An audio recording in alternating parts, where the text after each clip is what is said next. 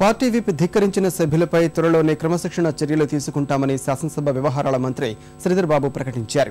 అరుదుగా ఉపయోగించే అవిశ్వాస తీర్మానాన్ని ప్రతిపక్షాలు సంఖ్య ప్రజాబలం లేకపోయినా తరచుగా ఉపయోగిస్తున్నాయని విమర్శించారు. ప్రతిపక్షాలు చెబుతున్నట్లు తమ ప్రభుత్వం మైనార్టీలో లేదని వివరించారు. వెనుకబడిన ప్రాంతాల అభివృద్ధి లక్ష్యంగా తమ ప్రభుత్వం ముందుకు సాగుతుందని పేర్కొన్నారు.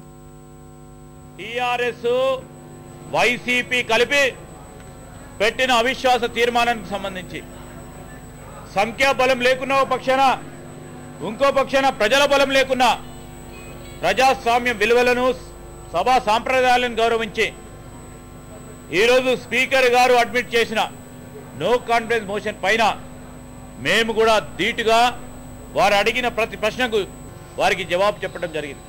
అరుదుగా ఉపయోగించుకునే ఈ నో కాన్ఫిడెన్స్ మోషన్ని ప్రతి 2 నెలలకు 3 నెలలకు 4 నెలలకు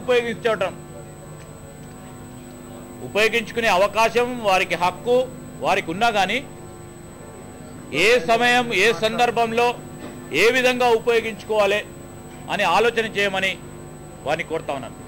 అప్పుడు అపోజిషన్ పార్టీ ప్రధాన ప్రతిపక్ష నెంబర్ అక్కడ ఉంది. ఆ నెంబర్తో పాటు మిగతా ప్రతిపక్షాలు అన్ని నెంబర్ కూడా ఉంది. అవి 2 కలుపుకొని చూడండి, మాకు సరి సమానంగా ఉన్నాయా, వారికంటే 10-20 మేము ఎక్కువ ఉన్నామా? మీరే చెప్పి ఆలోచన చేయండి. మేము ప్రజలు అందరూ కూడా చూస్తూ ఉన్నారు.